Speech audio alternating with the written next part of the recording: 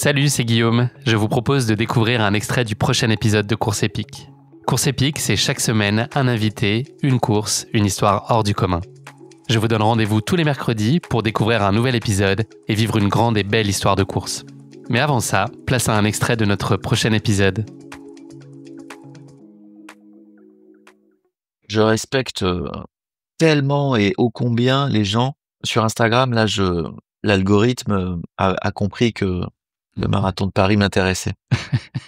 Donc, sur Instagram, je n'ai que des publications de gens qui ont couru le marathon de Paris, des témoignages de gens qui ont couru le marathon de Paris. J'adore lire. Quel plaisir j'ai eu. J'ai reçu du soutien, j'ai pris plaisir, etc. Il y a toujours cette notion de plaisir, de souffrance, mais toujours la notion de plaisir, de j'étais pas là pour le chrono, on s'en fiche. Je, je voulais courir le marathon en 4 heures, 4 heures et demie.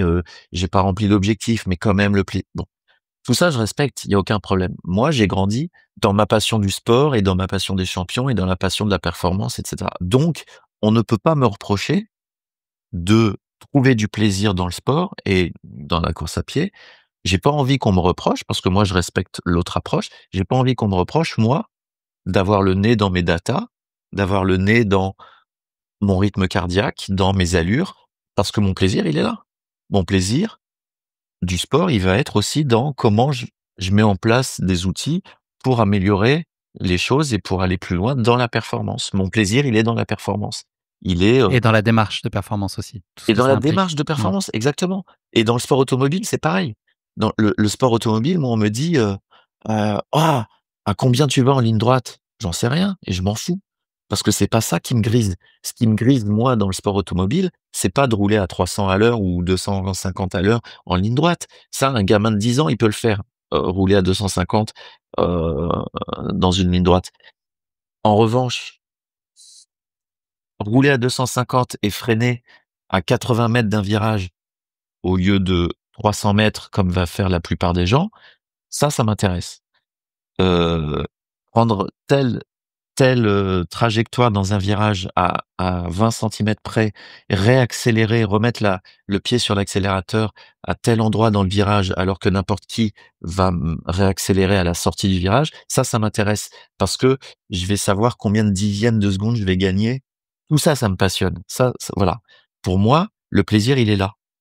T'as d'autres gens qui font du pilotage en disant oh non, moi c'est pour être avec les copains, pour voir des belles voitures, etc. Ben non, moi mon plaisir il est là-dedans. Donc tout comme je respecte l'approche plaisir du sport, j'attends juste qu'on respecte de moi le fait que j'ai suis passionné par la mise en place des outils et des protocoles pour améliorer ma performance. Alors 300 km/h à 10 ans, c'est possible. Vaut mieux peut-être attendre 12-13 ans quand même. C'est un petit conseil Ouais. pour nos auditeurs. Attendez peut-être d'être au collège. C'est une question qui est corollaire à ce que tu viens de dire, Arnaud. La contre-performance, comment tu vis ça justement? Est-ce que là aussi, tu arrives à te détacher du résultat brut et donc c'est le process qui va être intéressant et que toi, finalement, tu as réussi à construire comme il fallait les choses et que peut-être ce jour-là, le résultat n'est pas là parce qu'il y a eu plus fort, parce que, enfin, peu importe la raison, ça te hante pas, tu arrives à rebondir et à te projeter sur autre chose, ou c'est quelque chose qui peut te bouffer un peu et te frustrer? Non, la contre-performance, elle va être vis-à-vis de moi-même, parce que ce serait très prétentieux dans tous les sports que je pratique, ce serait très prétentieux de penser que je puisse gagner. C'est-à-dire que 50 balais, aujourd'hui, je fais de la course automobile, évidemment qu'il y a meilleur que moi. Je fais des courses avec des gamins de 18, 20 ans qui sont hyper doués, qui ont l'œil plus vif, qui ont des réflexes plus développés, qui ont plus de talent, donc la contre-performance, ça va pas être dans le fait de ne pas gagner, parce qu'aujourd'hui, quand je prends le départ d'un marathon, je vais pas gagner. Quand je prends le départ d'une course automobile, il y en a, s'il y en a quelques-unes quand même que je peux gagner, mais ce que je veux dire, c'est que j'ai quand même une approche assez modeste aujourd'hui à 50 balais.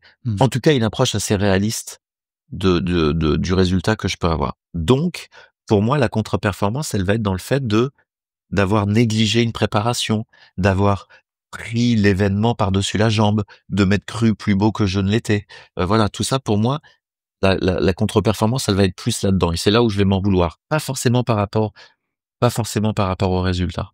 J'accepte qu'il est meilleur et que voilà, c'est pas agréable, mais je l'accepte. Ce que je vais moins accepter, c'est de pas avoir été à la hauteur, vis-à-vis de moi-même.